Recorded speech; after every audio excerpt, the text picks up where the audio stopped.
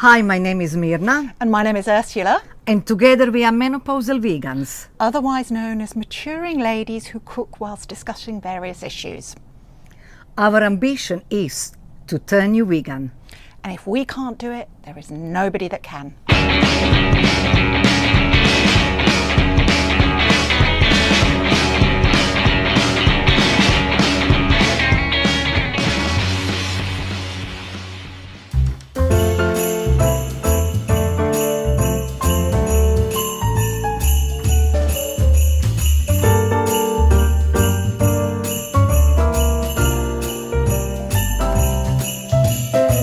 Here we are Menopausal Vegan. Yes, Mena and I, the vegans who are menopausal. Yes, and we are here in the company of the fabulous Bruno. Bruno the Mancoon. Bruno the Mancoon, this is Ursula cat, so if you heard purring, if you heard meowing, that is our man Bruno. Yes, and not any kind of other gentleman. No, we don't deal with other kind of gentlemen. Look at him. He's absolutely gorgeous. Ursula, tell us a little bit about the Mancoons. Oh, well, Mancoons are from North America, from the state of Maine, and they're enormous, large domestic cats. They're about 3 or 4 times the size of normal cats, and they evolved naturally in the state of Maine. What they think happened was the settlers' ships always had a cat on board for ratting and mousing, and obviously when they docked they left the ship and they think that they mated with the local wildcats, and so the Maine Coon evolved. And Ursula have 3. I have 3 3. Mancoon. I have 3, yes. And I'm gonna tell you, one that is on the diet, on the permanent diet, and just wanna eat everything. Sometimes I'm even fearing for my own life when I come here. Unfortunately, It's the diet Oscar. is unsuccessful. Yes. Absolutely unsuccessful. I tell you what, once I was at yours and I gave him a little bit of chicken, and Ursula has basically warned me, you can't even say chicken in his presence because you know what's going on. He literally jumped on me. I thought I thought my hand is gonna be gone. I have never seen something like this. Yes, it's often commented they're so big I could open my own zoo. Yes, you could actually. Anyway, we are coming now towards the Christmas. We are indeed. We've been asked to review a couple of things, and I really don't know what to review. Sean wants us to put structure in our little... Well, I think you could review your latest addiction, since your alcohol addiction has transferred to something else. Oh yes, my ass has just become bigger and bigger, I must tell you. Not as big as my boobs. Oh well, it does. Really? Yes. We need 2 plastic nipples on each of those cheeks. Well, if we do that, everybody gonna think it's you, not my ass. Yeah, well, they've almost dropped that far, so that's not too bad an idea. Well, you know, they have always been fabulous. They have always been capture men's audience wherever we go. You know what I mean? If I want something from somebody and there was male, I would have sent Ursula. Obviously in the low cut, it's always worked. Anyway, Myrna, so tell us more about what your chocolate addiction has done for you. Well, my chocolate addiction, I have stopped drinking about 6 months ago. Shocking. And I know, I couldn't even believe it. But my addiction has spread to the chocolate hazelnut spread. The vegan version, obviously. Yes, it's a vegan version. I'm telling you what, you wouldn't even know it's vegan. It's that good. And I'm buying it in Tesco. It's about £2 something. You can buy it on the gluten-free section. Okay. Oh, and it's absolutely fantastic. So you have been solely responsible for keeping this industry alive during COVID? Absolutely. I tell you what, I've been eating it so much that one day I went to Sean's with a jar. I had the whole jar. He said he find me repulsive. Like, you know, we know that he's been... A reverse porn film. Yes, yeah. Yes. He find women repulsive anyway. But I think that now this experience has become even more traumatized for him. So tell me, what's the largest amount of... here it is. Nature's Store hazelnut and cocoa spread. You've actually eaten in one go. The whole jar. I bet Honestly, that's a sight to behold. And I'm not going to tell you, I'm going to tell you something. The jar only lasts for 2 days. But when we're talking about 2 days, sometimes I feel so ashamed because everybody in the house, look what I do. Yeah. I leave only a little bit and I usually have it straight for the breakfast. It's good to know that you're so healthy. I know. I tell you what, I don't know what has happened to me. I love chocolate. I always did, but I was never so crazy. But now I have this urge for the chocolate spread. You have womanly urges for chocolate, do you? I do. Have you got anything that you would like to review, my darling?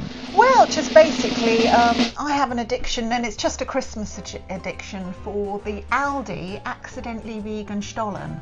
When I say accidentally vegan, these are products that weren't manufactured as vegan products, but happen to be vegan. And all the other Stollens and all the other shops. Can you tell people what is Stollen? Well, Stollen is a German/Austrian Christmas cake, and it's absolutely delicious with marzipan and fruit in. So I personally have been supporting the Stollen business for the last month because I decided it was too much to exclude Stollen from my whole December diet, as I'd suffered enough during this COVID year. So yes, I would like to recommend the Aldi Stollen to anybody who would like to purchase it. It's delicious. I think I would like to purchase it. What a surprise that is. No. Anyway, the boys have started a new podcast on the they? London Taxi Radio, and it's called Cab Class. Oh, right. Yes, so we've Tell me got more. two classic cabbies. Yeah. That is Gary and Mark, and we have a dirty dog, Sean Paul Day. Basically, You're not a dirty dog, are you? Because you're a menopausal vegan. I'm a menopausal vegan. sorry I don't about want to have nothing to do with this. Yes. So it's basically three of them, and they have the guests every time. I've sent you a podcast. You still haven't listened. Yes. You haven't listened to it, but I know you will. And we're supposed to be like competition to them. Ah, I see. Well, they don't know what they've taken on, do they? I know, this is why I'm thinking structure. He wants us to do structure. When did we do structure? Never. So, The only structure you've got is in eating your chocolate. exactly. And anyway, it was a very interesting story, I have to tell you. Their guest had a customer in their cab Yeah. that is basically, I googled it afterwards, and I think Gary was looking at it, it's called cash slave. Literally cash slave. Literally it's cash called. slave. There are people, I just find out that these people exist. And wherever you are, cash slave, please come to us. Come to your menopausal vegan. We can take We as are much, willing, ready, and able. able to take as much as cash as you want to give it to us. Yeah. The guy was driving for an hour, and he actually said, and I can think, you come to that stage when you feel uncomfortable, and this guy keep giving him a cash. So you have to listen to the story about over 200 pounds. So literally, the guy was just handing cash. Just handing him a cash and asking him to My drive. goodness. If I have something like this in my cab, I kid you not. They're never going to escape, are No. they? And I tell you what, they And I would don't have, blame you. listen, this is what they like to do. I would have given him the time of his lifetime. I would have taken him to every cash point in town. Totally. Well, you'd still be driving him round now, wouldn't you? Without a doubt. And then you'd take him home and lock him in your shed. Oh, absolutely. He could have lived with me. Yes. I would And have no problem Just allow with him this. out to get to the cash point. Absolutely. And obviously to buy chocolate. Oh, I would have feed him. I would have feed him the best. I want him to stay healthy for the rest of his life. The best vegan food. Anyway, what do you think about the whole year? Well, the whole year has been really, really difficult, hasn't it? The highlight of my year, to help me cope with the misery of the COVID crisis, is watching Dr. Chris Whitty at the press conferences, and I get deeply excited when he wants the next slide. In fact, I'm so impressed by Dr. Chris Whitty that I've ordered myself the Dr. Chris Whitty Memorial Mug. Yes, this is a thing, it's got his face on it, and below it says next slide please. So This is it. Yes. And I mean, I'll be honest with you, social distancing, I think that we should social distancing. Lots of people talking about that virus is not real. I think virus is real. it's definitely real. But I just think personally that lots of people has taken advantage of this situation, especially. I agree with you. And going back to the social distancing thing, I think it's a very good idea, because I've always socially distanced from you, even pre the virus. I know, I don't want to social distance with her. I want you to be always in my bubble.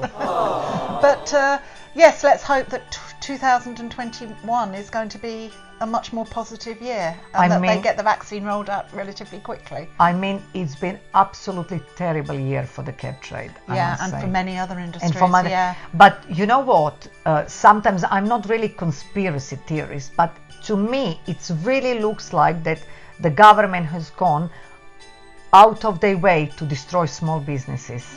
Certainly seems like that just pre-Christmas, with all the closing of the particularly hospitality industry, restaurants and pubs, and from what I could see when you looked at the data, the spread wasn't so much caused by restaurants and pubs who had quite strict protocols in place, but more by the schools being open and Yes. by colleges taking it back to people that way. So it seemed to make no sense. No, lots of things doesn't make sense, and to me it doesn't make sense that we're gonna put the whole country to the lockdown, and then we allow people coming in and out of the country. Absolutely, that's made that. I mean, as in lots of decisions, yes. nothing's made And I sense. really think that, you know, we should be constantly just reminding people to keep kind of social distancing. Yeah. And personally, I would have let economy. I Yeah, and wouldn't have. perhaps go back to that basic message of social distancing, wash your hands, Yes. keep a mask on, and just obviously protect the vulnerable.